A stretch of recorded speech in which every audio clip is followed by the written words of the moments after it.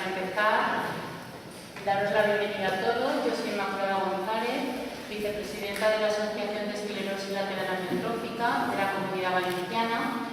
Y bueno, con motivo del Día Mundial de la Lucha contra la ELA, que es este sábado, la asociación, como ya es tradición, nosotros preparamos una serie de actividades.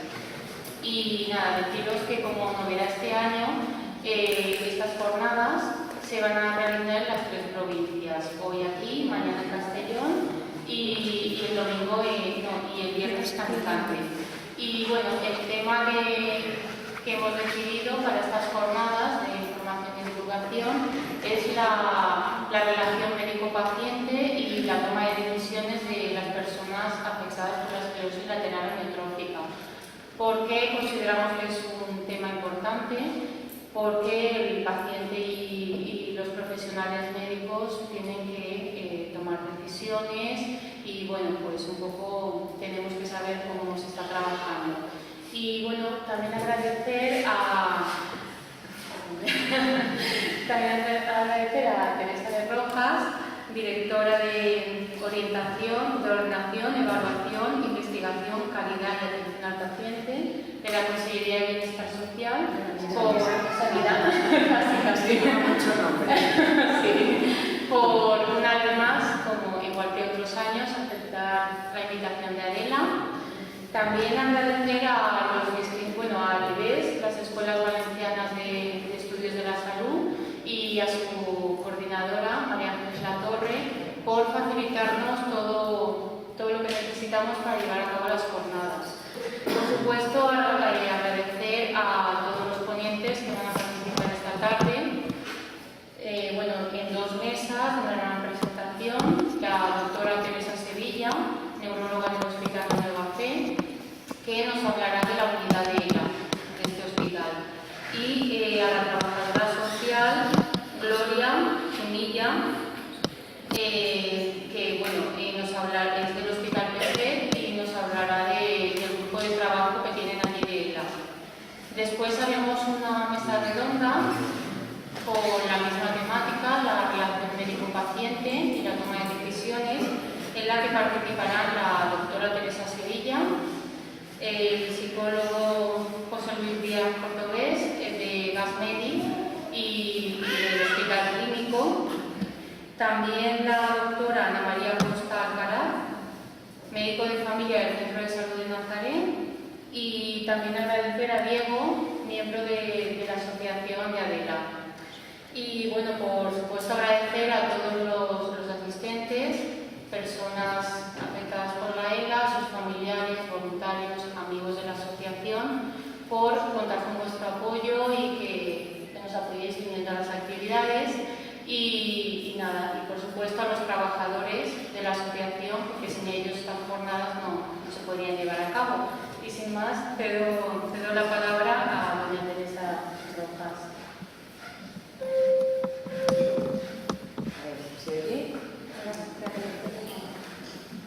¿Ahora? Hola, buenas tardes a todos. Bueno, en primer lugar, muchísimas gracias a la asociación por haber organizado esta jornada y, por supuesto, por invitarme y tener la oportunidad de volver a compartir con todos ustedes pues, lo que es la celebración del Día Mundial de la Esclerosis Lateral Amiotrófica. Yo quería dar la enhorabuena, en primer lugar, también a los ponentes y las gracias por participar en estas jornadas, una de las 3 jornadas que se van a celebrar este año por primera vez, organizadas por la asociación. Y tampoco voy a hablar mucho de lo que es la patología, porque bueno, todos ustedes la conocen perfectamente, pero sí que quería darles un dato, y es que hemos hecho una petición al sistema de información ambulatoria de la Consejería de Sanidad y tenemos en este momento unas 260 personas diagnosticadas de ELA. Esto quiere decir pues, que no es una enfermedad muy prevalente, pero que efectivamente es una patología que causa una repercusión ya no solamente a nivel de salud, sino que repercute en todos los ámbitos, tanto en el ámbito familiar, en el ámbito social y, por supuesto, en el ámbito laboral. Por lo tanto, se está trabajando de forma coordinada en lo que es un abordaje integral de esta patología, que no tiene ya solamente que ser un tratamiento asistencial, sino que debemos impulsar todos los mecanismos de investigación que tengamos en marcha en todos los centros y fundaciones de investigación. En eso estamos trabajando muchísimo desde la Consellería de Sanidad, con la colaboración de todos los profesionales sanitarios, totalmente implicados en la investigación de patologías y últimamente mucho en esta patología, y gracias también a la sensibilidad y a todos los proyectos que han hecho las asociaciones y los profesionales para poner en evidencia lo que es esta enfermedad, que no es una enfermedad muy prevalente, y gracias a esto pues se está avanzando. Así pues desde el punto de vista asistencial, lógicamente, ya tenemos mucho adelantado, tenemos unos profesionales sanitarios perfectamente formados, competentes, con muchísimas iniciativas y con muchísima vocación y profesionalidad, que están abordando pues, el tratamiento de esta patología desde un ámbito multidisciplinar. Tenemos muchas pruebas en muchos hospitales, la FE, PSE, y tenemos una unidad de referencia en el Hospital General de Castellón, que está liderada esta unidad por la doctora Vila, creo que tiene mañana una jornada en Castellón con ella. Y bueno, desde el punto de vista de investigación, pues yo también quería recalcar lo último que está destacando en este sentido, y es que pues ya es de destacar que 4 de 7 comunicaciones de la primera sesión científica del pasado febrero de la Sociedad Valenciana de Neurología estaban dedicadas a esta patología.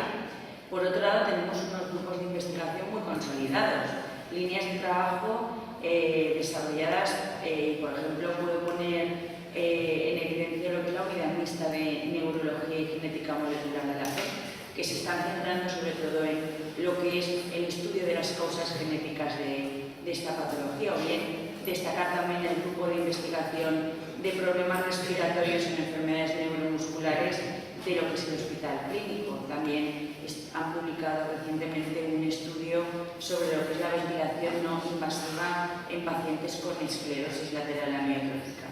Aparte de esto, tenemos también lo que es el CIBEREC, el Centro de Investigación Biomédica en Enfermedades Raras, que también está desarrollando unas líneas de investigación dedicadas específicamente a esta patología. Y, como no, tengo que destacar el gran papel que realizan las asociaciones de pacientes y familiares. Prestan todo el apoyo y los servicios complementarios a lo que podemos dar desde las administraciones públicas, tanto desde la Consellería de Sanidad con la parte asistencial como desde la Consellería de Bienestar con la parte social y otras administraciones. Ahí, además de esta labor que realizáis y que es fundamental para el paciente y el familiar, pues la verdad es que nos ayudáis también a facilitar toda la información sobre los recursos que podemos ofrecer y los recursos disponibles que hay, además de que nos ayudáis también a sensibilizar con la organización de estas jornadas y con el trabajo diario que realizáis día a día sobre lo que es esta enfermedad, para mostrársela a la población en general y para ayudarnos a nosotros a implicarnos todavía más en lo que es el tratamiento de esta patología.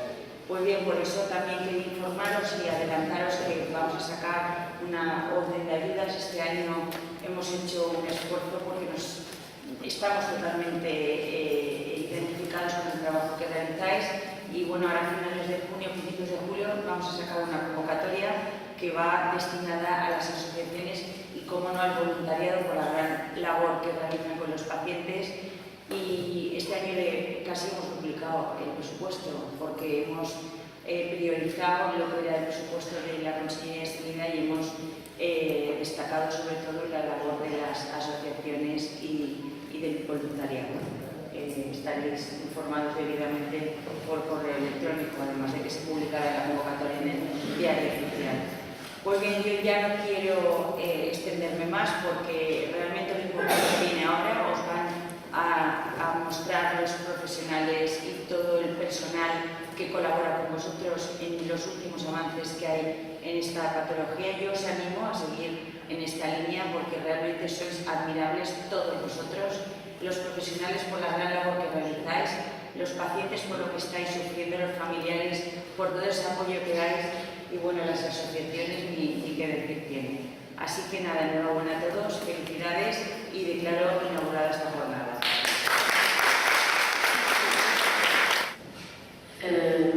Por invitarnos a presentar la unidad de reciente creación.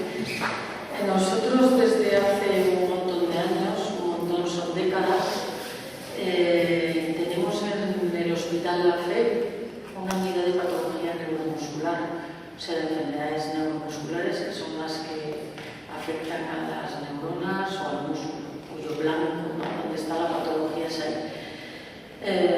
Una unidad de la como tal no se había podido formar porque necesita, lo que veis ahora, necesita trabajo, necesita dedicación, necesita medios y hasta ahora no se habían dado la oportunidad.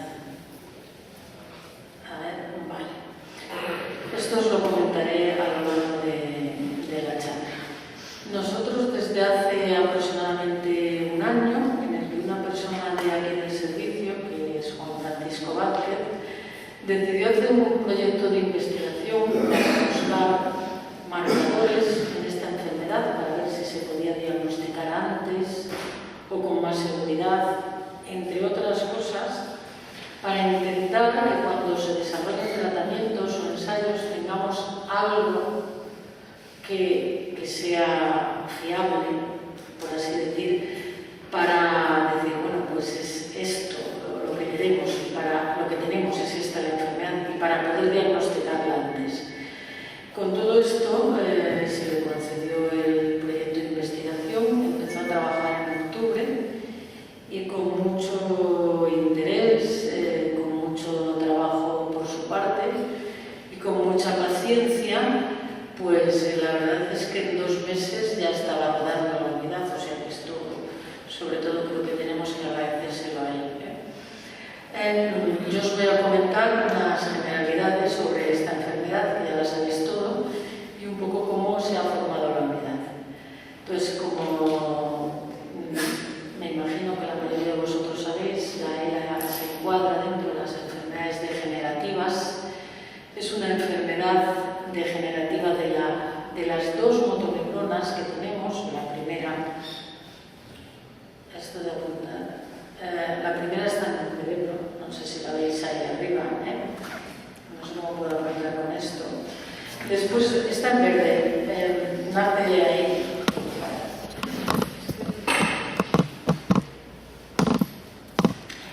Bueno, nace en el cerebro, la veis arriba en verde, va por la médula espinal, va a contactar con otras neuronas de la médula espinal, que es a lo que llamamos segunda motoneurona, después va a ir por los nervios y llega a los músculos. Sin eso, los músculos no se mueven, sin ese funcionamiento perfecto no se mueven.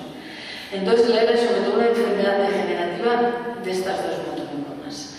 La causa no se sabe. Hay causas genéticas, las ELAs familiares es lo más raro, solo son alrededor del 10% de todas las ELAs, y la mayoría de las veces pues, se pone en marcha un proceso, sean por causas genéticas o causas que no conocemos, que aproximadamente en 3 años, variando mucho, es muy variable, hay casos de menos tiempo y otros más, pues como sabéis lleva a la muerte por insuficiencia respiratoria la mayoría de las veces. Esta enfermedad tiene un retraso diagnóstico de alrededor de 1 año, que quiere decir que desde que el paciente cuenta el primer síntoma hasta que se desarrolla una enfermedad florida que diagnosticamos los neurólogos, pues pasa aproximadamente 1 año. A veces pasan pocos meses y otras veces pasa más tiempo, pero la media es esa. El curso ya os he contado que es relativamente rápido y tiene muchos síntomas, pues lógicamente, dado que las neuronas motoras afectan a todos los movimientos que tenemos en el cuerpo, lo mismo la cara, los brazos, la respiración, todos pues tienen muchos síntomas. Cuando afecta a las de la cara, alta, pues puede dar trastornos de la deglución, del lenguaje, cuando afecta a las extremidades de la movilidad, etcétera, etcétera. También puede repercutir en algunos casos en el estado de ánimo o en alteraciones de la conducta. Y la mortalidad pues es muy alta. ¿Por qué surgen las unidades de ELA? Bueno, pues es una enfermedad, como ya sabéis, rara, no es muy conocida y tiene unas necesidades, por todo esto que he comentado, muy específicas, diferentes a otras enfermedades. Es una enfermedad de un manejo no fácil y en el tratamiento están implicados muchísimos especialistas. La evolución es rápida y, como es rápida, necesitamos disponer de una forma muy rápida también de todos los recursos asistenciales y sociales. ¿Qué quiere decir esto? Bueno, pues que cuando sospechamos que alguien pueda tener esto, se tiene que hacer todo el recorrido que ocurre a veces después del médico de cabecera, con el especialista del ambulatorio, con el hospital. Pues sinceramente, entre lo que se tarda en pensar que tiene la enfermedad y lo que tarda en llegar el paciente, pues puede transcurrir un tiempo muy importante, sobre todo cuando se dispongan de tratamientos eficaces, ¿no? En la mayoría de muchos países surgieron las unidades a principios de los 90 y en España la primera unidad se constituyó en el Hospital Carlos III en Madrid. Se formó en el 2006, aunque yo creo que ya llevaba años funcionando un poco como tal, porque yo con ellos que nos conocemos, yo creo que ya hay años en que ya era hospital de referencia de ELA.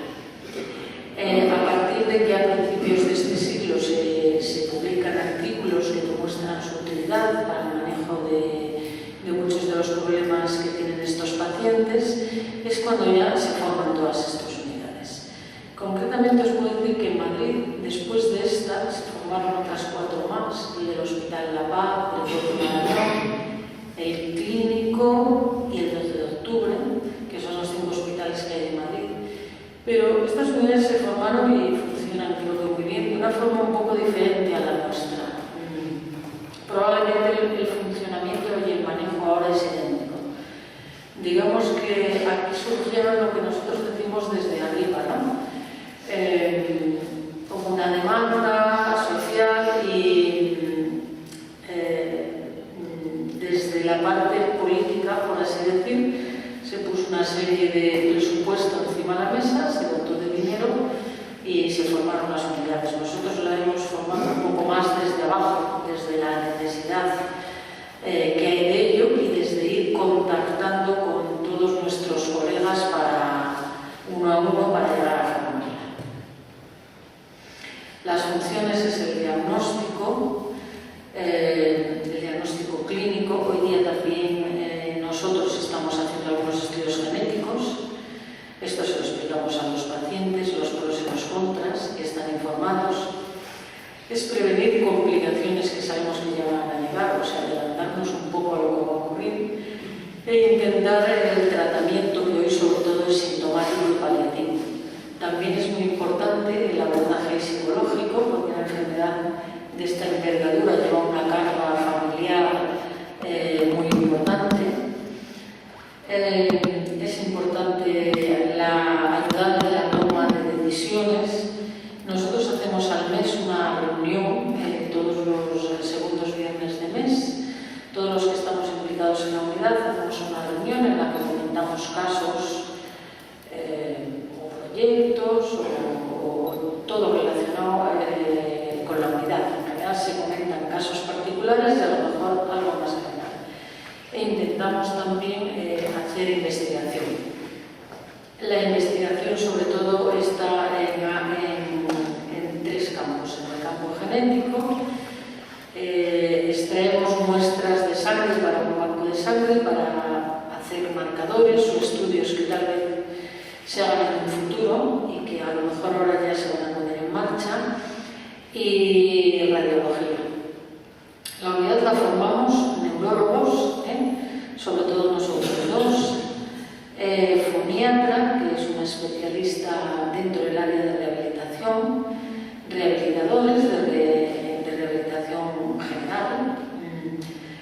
neumólogos, tenemos 2 personas, una psicóloga,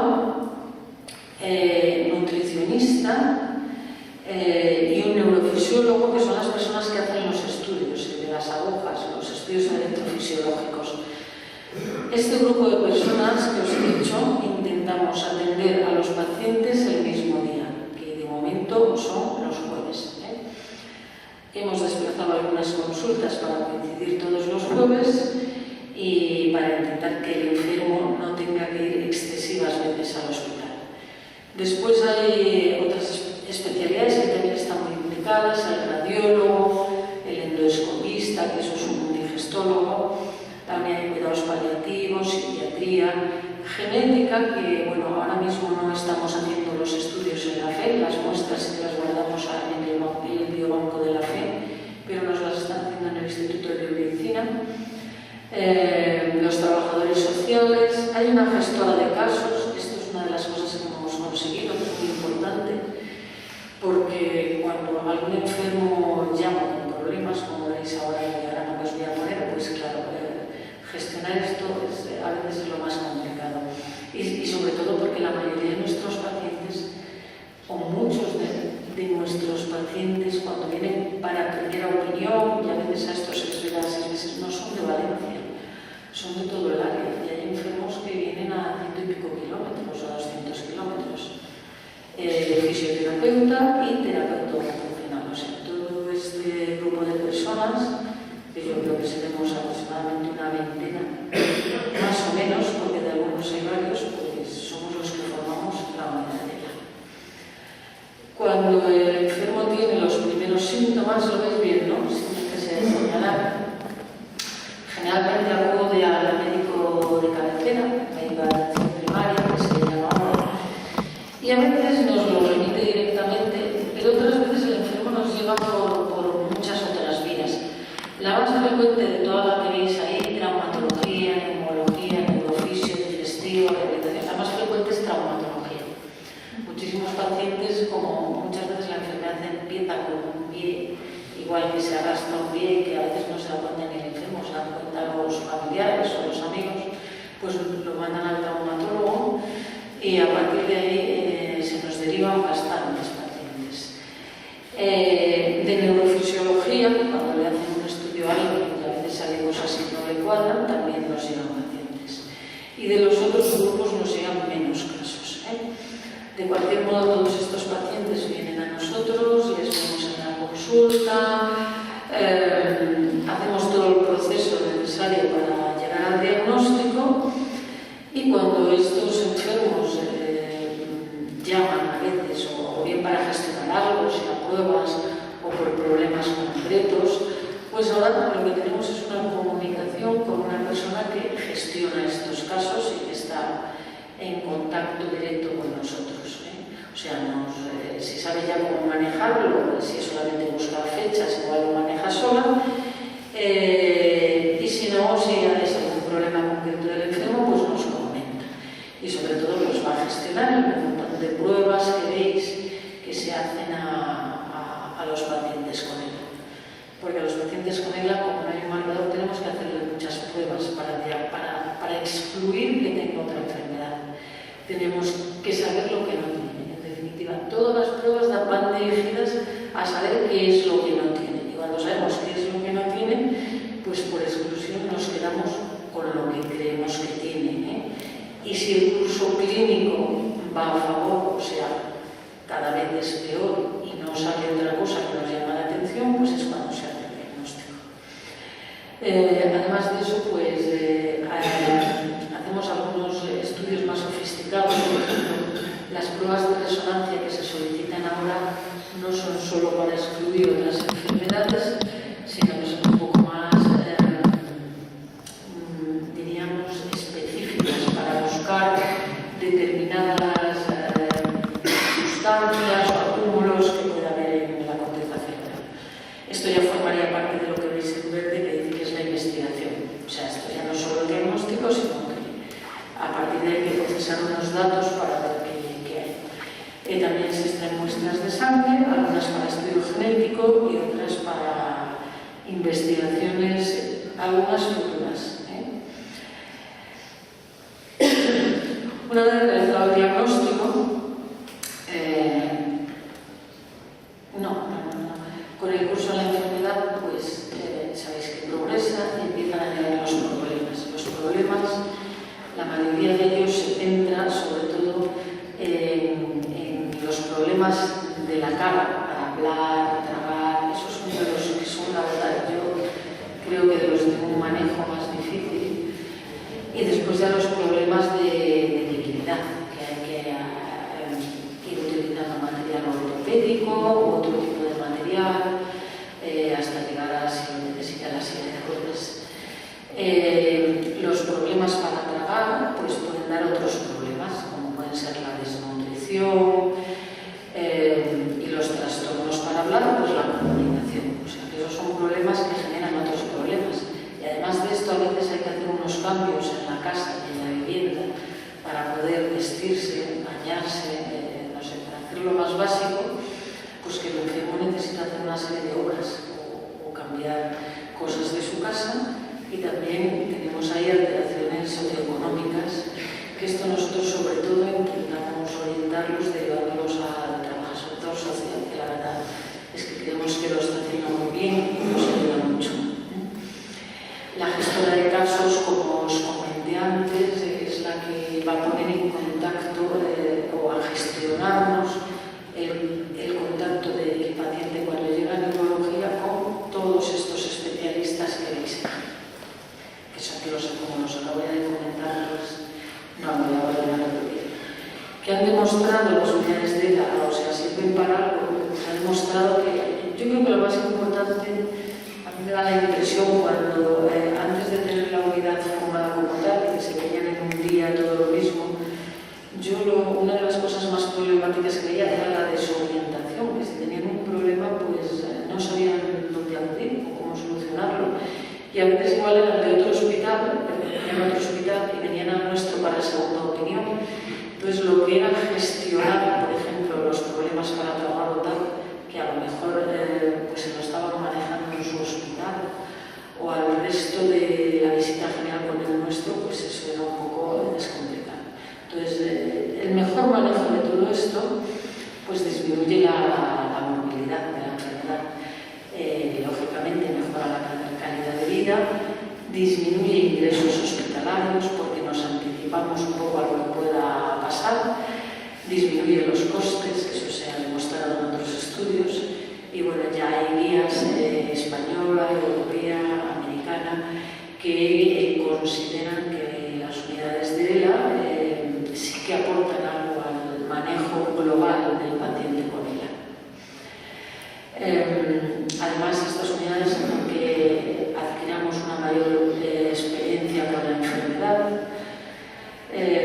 disminuye, dice ahí, el retraso diagnóstico. En nuestro caso, la verdad es que muchas veces los pacientes, cuando vienen ya han pasado tiempo o vienen para segunda opinión. Cuando lo vemos neurólogos que nos dedicamos a neuromuscular, el retraso generalmente no suele ser por nosotros mismos, porque estamos muy acostumbrados al manejo de estas enfermedades, sino que suele ser porque nos ven allá. Pero sí que a veces ocurre que lo que diagnosticamos es otra enfermedad y que el enfermo no tiene una ELA. No es ni el primero, ni el segundo, ni el tercer caso que vemos, ni muchos otros de alguien que le ha dicho que tiene una ELA y que tiene mucha angustia, lógicamente, y no tiene esa enfermedad. O sea que ahí sí que yo creo que es una de lo que la experiencia, de lo que nosotros podemos aportar y otros especialistas que no se dediquen a esto o a enfermedades neuromusculares les cuesta trabajo aportar. Bueno, porque también disponemos de especialistas que no hay en otros centros, porque se crea una atención telefónica especializada y porque nos reunimos, como os he comentado, para comentar estos casos. Una reunión general otra vez al mes y a veces también nosotros tenemos reuniones todos los martes que a veces también comentamos a los pacientes que haya dudas o que nos vengan para segunda opinión. Y lo siguiente, pues es lo mismo que he comentado, con esta unidad es muchísimo más fácil organizar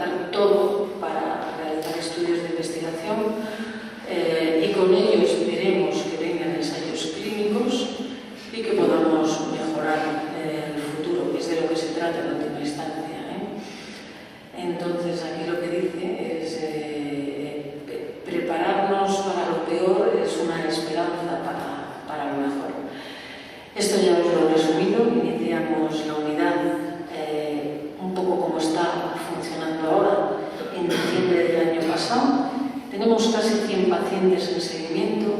No sé, habéis oído que la persona que me ha antecedido ha dicho que en Valencia hay 260 y algo, entra dentro de lo esperado, porque la prevalencia es aproximadamente de 6 casos por 100.000, entonces, contando que somos 5 millones, pues 6 por 5 tendrían que ser alrededor de 300 los que tiene que haber ahora en la comunidad, un poco más o un poco menos, Y nada más, ya os he comentado que bueno, lo de los proyectos de investigación, y vamos a elaborar, que ya está pronto, una guía para el paciente, que eso también es importante. Cada uno de nosotros se encarga de una parte y esa no sé cuándo la tenemos, pero espero que esté para llevar a prensa a principios de verano y que después de vuelta de vacaciones espero que esté.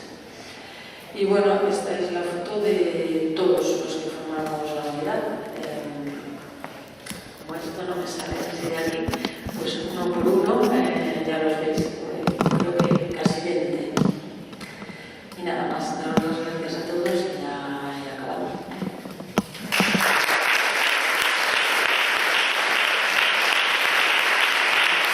Bueno, en primer lugar, gracias por la invitación un año más a poder participar en este día importante, y muchas gracias más todavía porque es un tema que me apetece mucho hablar y que desde el clínico siempre le hemos dedicado pues mucho esfuerzo, ¿no? a objetivo, a este reto de poder discutir con las personas que padecen esta enfermedad para encontrar esa relación de ayuda que, a pesar de ser una enfermedad con, lo que decía yo, con elevado sufrimiento, pues mitigar un poco el sufrimiento. Lo decía un poco Bárbara. Esto es lo primero que me apetece decir, y es que en los 6 años que llevo en el clínico no conozco todavía dos decisiones iguales. Siempre han sido muy diferentes, aunque la decisión tomada sea parecida. Quizá los ingredientes que hacen esa decisión, precisamente compartida, pues está muy relacionada pues, con muchas cosas, no relacionadas no solamente con profesionales, sino también con el familiar y con el paciente. Cuando digo que es tremendamente difícil, lo creemos o lo creo por determinadas características que tiene esta enfermedad. Si me permitís hacer pues, un pequeño resumen, que conocéis muy bien, es una enfermedad, como habéis comentado anteriormente, progresiva, en el que digamos, la pérdida de capacidades vitales es lo que lo hace realmente especial en el proceso de toma de decisiones éticas. Nadie se plantea, por ejemplo, en determinados cánceres, la elección de quimioterapia o radioterapia. A veces, cuando, si es verdad que hay trabajos que han visto la declaración, pero incluso cuando los años pasan, el hecho de que la evolución de la enfermedad de determinados cánceres no produzca una merma en las capacidades vitales, jolines, como son tragar, como son respirar, como son hablar, como son moverse, pues por tanto parece ser que la decisión ahí no tiene que formar parte del paciente, sino que es una locura no trasplantarse médula ósea de una persona con una leucemia. Si existe una médula compatible, lo más sensato, lo más prudente, si queréis hablar en términos éticos, lo más lógico, racional, es que la persona se trasplante. Este caso parece que es diferente, ¿no? Hay determinados momentos en el proceso de enfermedad cuando, pues ya se ha comentado antes también, cuando hay problemas en la deducción, en la respiración, en la capacidad para toser, en que las personas afectadas tenéis que decidir. Y justamente nos planteamos esa decisión por algo muy importante, yo creo, ¿no? que es por eso que nos transmitís muchas veces cuando habéis decidido, o antes de decidir, o cuando estáis en el proceso de decisión, o cuando venís con la angustia inicial del diagnóstico, cuando se tiene que empezar a depender de aparatos para poder respirar, pues en la mayoría o la inmensa mayoría de los casos de una forma u otra siempre transmitís el si esto tiene sentido, ¿no? Y por eso decía un poco, a diferencia de otras enfermedades, quizá las decisiones burocracia suponen un precio muy alto, que son, pues no solamente el depender de aparatos, sino el depender de personas del entorno, y por lo tanto nos planteamos si esto es lo mejor para la persona que tiene que. Cuando hablamos de sentido es porque lo que tiene sentido para uno no lo tiene para otro, al igual que cualquier otro tipo de decisión en que no esté claro cuál es la mejor opción, ¿no? Y siempre que hablamos de si tiene sentido, que eso supongo que los afectados desde luego, pero toda la gente que está aquí habéis escuchado alguna vez, no sé si merece la pena continuar así o plantear de decidir determinadas cosas que por un lado van a permitir seguir viviendo, pero también, como decíamos anteriormente, a un coste para algunas personas demasiado alto.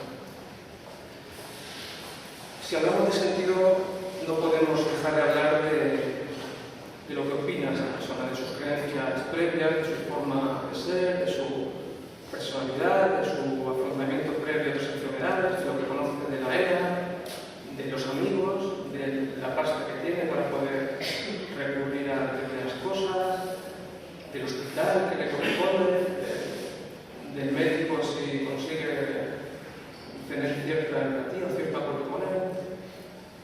Pero es que también hay decisiones vitales, en este caso se me permite llamar las vitales, que tienen que ver con la vida, no solamente es con los valores del paciente, sino también con la opinión de familiares. Habéis escuchado muchas veces pues yo, no sé, pongo ejemplos salteados, de yo lo que quiero es que mi familiar viva a la costa, ¿no? Si a veces sopesar muy bien, a veces sí, pero sin sopesar a veces el deseo del propio afectado, ¿no?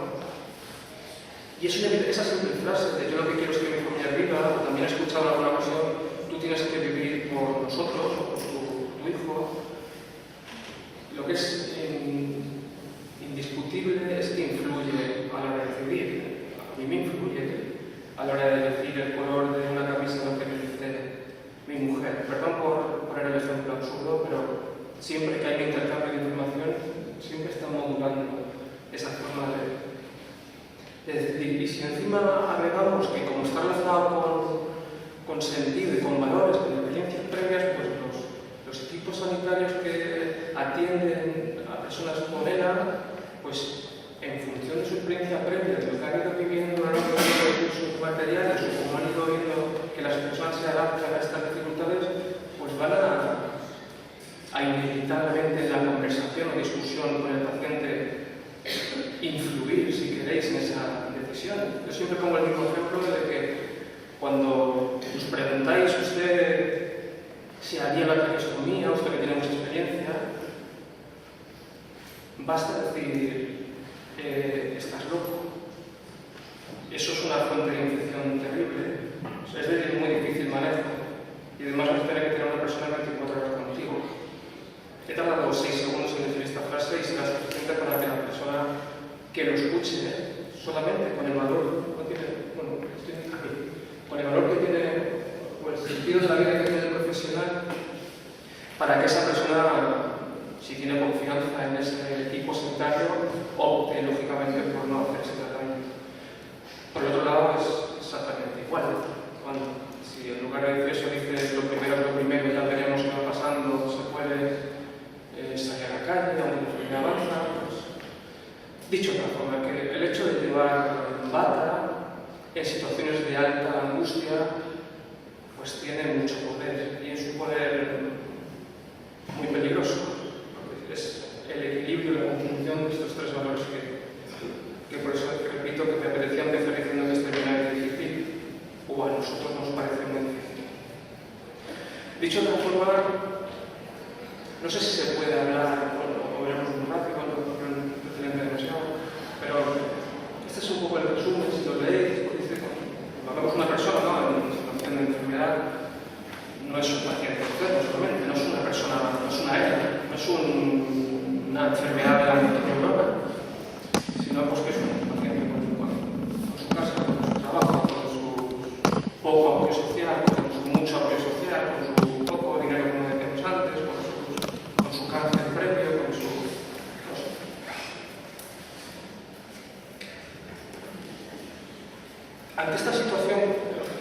no sé, me gustaría tener un poco de debate, no ahora, pero para luego, es si existen decisiones acertadas en los momentos en los que las personas con ELA, por desgracia, llega un momento inevitable que van a tener que recurrir sí o sí a determinadas medidas, que esto sería quizá maledicente hablarlo si la mayoría de las personas no llegasen a ese momento. Teniendo en cuenta que tarde o temprano, insisto, por desgracia, va a llegar determinadas decisiones importantes y vitales, nos parece que sería mirar a otro sitio, ¿no? El hecho de no abordarlas con tiempo suficiente o teniendo en cuenta, como estamos dando el rato, esa opinión del propio afectado. Ahora, como más adelante veremos las dificultades. A mí yo quiero responder esta pregunta de que posiblemente no haya decisiones acertadas, sino que posiblemente haya decisiones más ajustadas a los deseos de las personas, porque en este tiempo, repito, que he trabajado con gente en vuestra situación, tanto si no como si sí, pues no es fácil. Y como no es fácil, pues las dos opciones, no sé si son muy buenas, perdón por ponerme tan, no sé si dramático ahora, la parte más positiva de esta historia, pero teniendo en cuenta que es una enfermedad, como hablamos, no curativa, o que esto avanza, pues en el mejor de los casos esa decisión, sea una u otra, refiero a medidas vitales, pues están relacionadas siempre, en todos los casos, con una disfunción, con una pérdida de capacidades, o una pérdida de independencia. Eso imagino que debe ser muy difícil. Sin embargo, seguimos empeñando en buscar qué es lo mejor para todos. Yo antes de estar en el clínico estuve en el CEAL con personas con tumor cerebral maligno y siempre se planteaban un poco en sesión los cirujanos de si era bueno operar un glioblastoma multiforme, que es un tumor cerebral muy malo, con un diagnóstico que en ningún caso se sobrevivía. Y la conclusión que llegábamos es que depende. Si la operación te va a permitir estar un tiempo de vida de forma razonable, pues para algunos sí merece la pena operarse, pero para otros tener esa espada de Damocles encima no le merece la pena. O el hecho de que la operación pudiese salir mal, pues tampoco quería pasar por esto. Aquí a veces también nos empeñamos en buscar si medidas como la ventilación no invasiva es adecuada, o si llegado el momento de la traqueostomía es adecuada, o la realización de la PET es adecuada. Espero que estéis, o podemos discutirlo, si estáis de acuerdo o no, pero imagino que no existe una respuesta buena, que puede ser para uno, para otro, y hay gente que desde el principio de la enfermedad, incluso cuando todavía no hay afectación de ningún tipo, no consigue, pues estamos en el no consigue distanciarse tanto de lo que se le viene encima como para poder disfrutar de las cosas, y aún cuando tiene todavía capacidad para hacer cosas, vive en un estado de sufrimiento alto. Y hay gente, sin embargo, que aún teniendo muchas limitaciones, permíteme que te diré, pues consiguen encontrar esa palabra mágica que hablamos antes, que es el sentido de esta historia, ¿no? Porque hay gente que sigue alquilando películas por internet a través de un aparato informático a veces que no puede moverse. Pues no lo sé. Pero quizá el objetivo sea este. Esto es cuando Stephen Hawking recogió el premio Príncipe de Asturias y sabe mucho de televisiones. No sé si sabéis que el médico al que acudió de urgencias le sugirió que no se hiciese la traqueostomía, porque desde el punto de vista del médico ya no tenía sentido vivir así. Él estaba inconsciente, ya no tenía capacidad de decisión, pero fue la mujer que conociéndolo, dijo que piensa que él quería seguir viviendo. Lo conocéis todos, ¿verdad? No tengo nada más que decir acerca de él, pero quizá el objetivo sea ese, que en una sociedad democrática, no somos la suya, lo que necesitamos las personas que no sabemos básicos, de esas cuestiones científicas que aquí hablamos o en los congresos se hablan, o lo que se trabaja dentro de la cocina de los hospitales, de las sesiones clínicas, de los proyectos de investigación. Se trata de transmitirlo de la forma más legible posible, para que la persona pueda crearse una actitud crítica acerca de lo que pasa junto con sus valores, con lo de su gente, con lo de su situación, para intentar acercarse a esa decisión lo más, no sé si acertada, como hemos dicho antes, pero sí lo más ajustada a sus deseos. Esto es lo que yo nos propongo, esto es lo que nos proponemos todos los equipos, ¿no? Y como ver ustedes mucho cómo van apareciendo unidades, como intereses y la intención real de intentar facilitarnos este proceso que es muy difícil. Pero hay muchas cosas que hacer, pero una de ellas estoy convencido que es transmitir de forma coherente lo disponible hasta ahora. Sobre todo para evitar este tipo de cosas.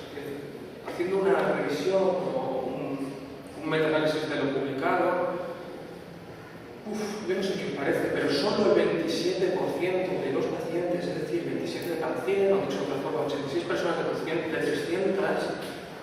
se les pidió consentimiento informado para hacerse la traqueostomía. No tengo que decir más, porque estos resultados, estos números son los que nos encontremos, hace que nos encontremos con personas que dicen, yo si hubiese sabido esto no me lo hago. O también por el otro lado, de que en los momentos de angustia en los que la enfermedad avanza y hay dificultades respiratorias,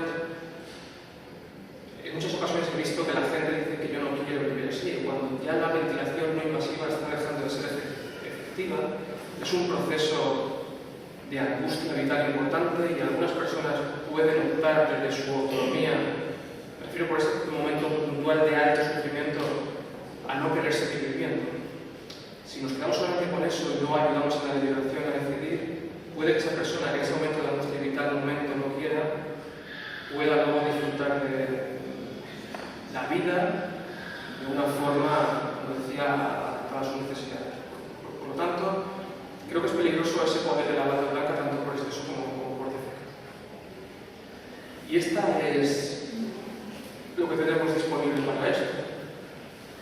La deliberación y la prudencia. Si hablamos de la definición de deliberar, pues habla de considerar atenta y detenidamente el pro y el contra de los motivos de una decisión antes de adoptarla y la razón sin razón de los votos antes de emitir.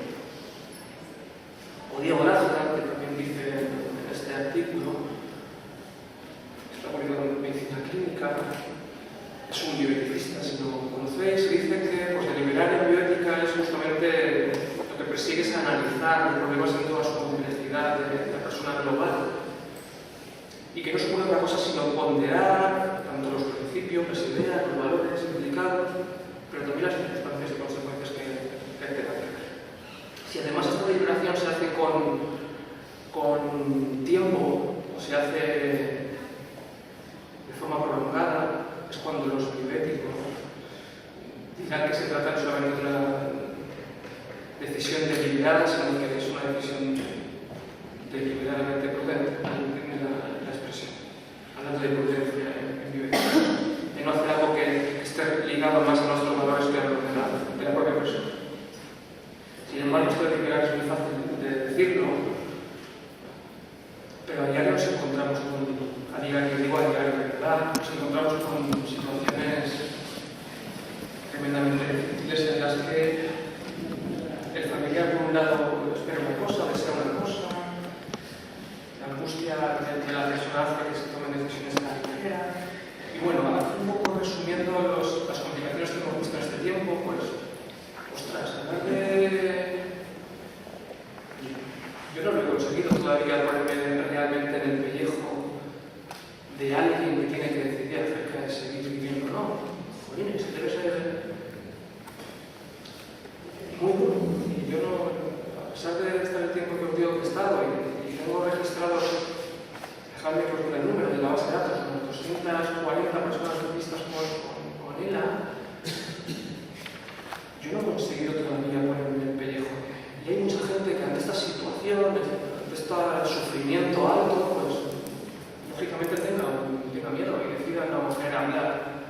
de determinadas cosas o intentar posponerlo lo más posible, porque este tema no es duro. Luego hay gente que no puede actuar de otra forma que no sea a través de su mecanismo de afrontamiento o esa negación de no querer oír, no de forma consciente como en el caso anterior, sino de que su forma de ser le está impidiendo deglutir toda esa información tan negativa que le está cayendo de repente. Y por no hablar de familiares, es una enfermedad que quizá da poco pie al pacto de silencio, porque el diagnóstico de inicio de síntomas está lejos, porque es una progresión relativamente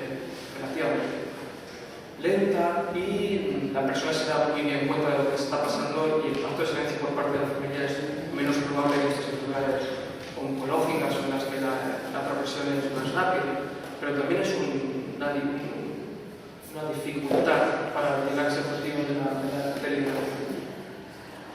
Luego están hay personas que no tienen la capacidad de decidir.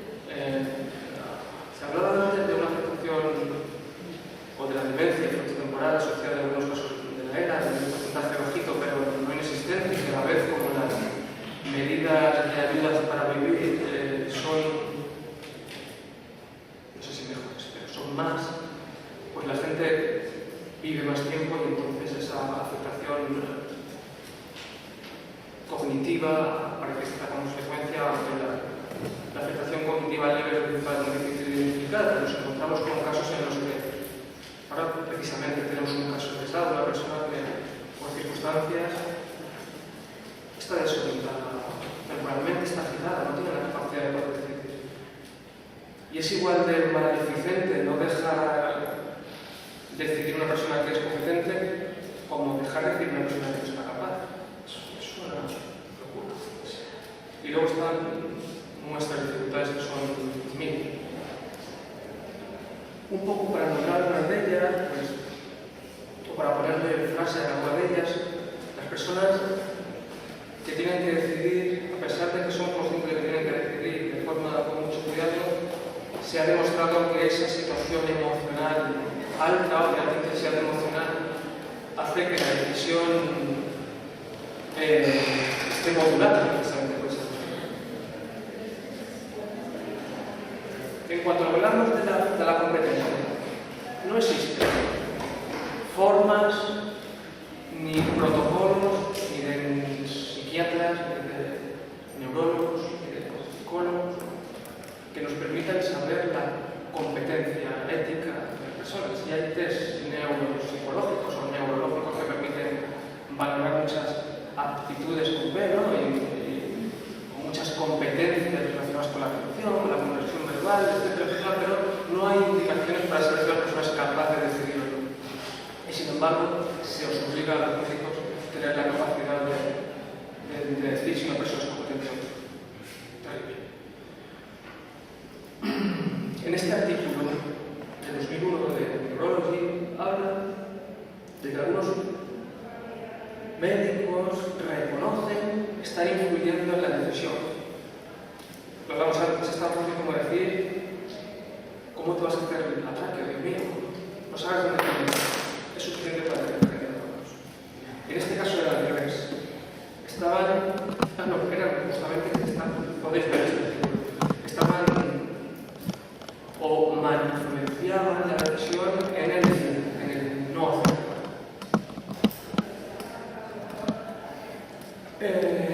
Y bueno, pues otro ejemplo más de que la opinión percibida por parte de los sanitarios o lo que para mí significa una buena o mala vida no puede ser un criterio que la persona enfrente note como para que no tome su decisión. A lo mejor yo no tengo apoyo social, sí, pero desde luego soy muy diferente a él. Esta es la deliberación que tenemos mucho en las reuniones de equipo o cuando intentamos hacerle llegar este conocimiento científico a las personas, de hablar mucho, de tú lo que tienes que hacer es, o si no te haces la pez no te vas a alimentar, o si no sales a la calle te vas a poner triste, o si tiene todo, si tiene unos cuidados excelentes, ¿por qué no se anima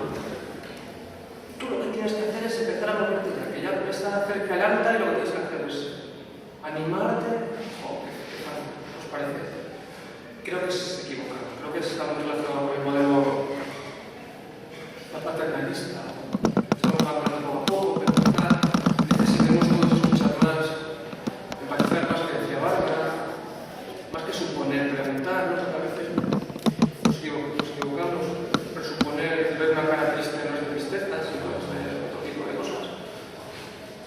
Y en lugar de imponernos presumir, que quizás sea la crítica al modelo deliberativo, ¿no? Porque hasta dónde esa relación médico-paciente o equipo-paciente influye en la decisión, pues inevitablemente teniendo en cuenta de que, como hablábamos al principio, no solo somos meros transmisores de información y transmitimos no nuestros valores, pero sí nuestras creencias, nuestras cosas, pues no nos puede fiar en la información exclusivamente, no queremos la manipulación y la coacción, pero evidentemente existe cierto grado de persuasión, que es la que permite a las personas pues hacerse una actitud crítica, ¿no? de la situación que, como decíamos antes, era su poco conocida. Y también saliendo un poco antes, para ello, Javier Barbero, como bioético, Diego Gracia, siempre hablan también de tres actitudes que tenemos obligatoriamente que tener los profesionales sanitarios para poder ayudar a las personas con la mejor forma posible, ser lo ambicioso, tan ambicioso como para llegar a creer que podemos alcanzar decisiones buenas, como decíamos antes, sino ajustadas. Y entre ellas pues está la empatía, y no la empatía del sí te entiendo, sino la empatía del verdad, ¿no? Del quitarte mesas de por delante y de intentar ver que en la medida de lo posible ponerte en el pellejo realmente del otro y de ¿por qué este tío que lleva 2 meses ingresado dice que ahora no se pone la bata para entrar a ver a su mujer ingresada con ella? Porque dice que es salpullido en los brazos y que pasa mucha cara. Pues ahora va a ir el médico a decirle que mira que se lo hemos dicho por las buenas. Lleva 2 meses. Hace 6 meses estuvo otros 3 o 4 meses ingresado con su padre. No ha ido a dormir a casa ningún día. Desde su punto de vista, su suegra no le ayuda y su hija tampoco. No sé si esto permite, no quiero sensibilizar ni mucho menos, pero desde luego son ingredientes más para hacerse una idea más real de lo que está ocurriendo, que en lugar de centrarse en tanto trabajo le cuesta ponerse en la batalla. También esa aceptación incondicional de que la persona pueda elegir o decidir o pensar algo diferente a lo que le sugerimos, y desde luego, no sé si nos falta, pero sí necesitamos ese no posponer. Yo sé que la información es dolorosa, pero estamos demostrándonos que la desinformación no es mucho más y que necesitamos para llegar a los mínimos, ese grado de honestidad, veracidad, para tener la capacidad de sentarnos con la gente afectada por algo de describir esto. Y eso es un poco lo que quería deliberar.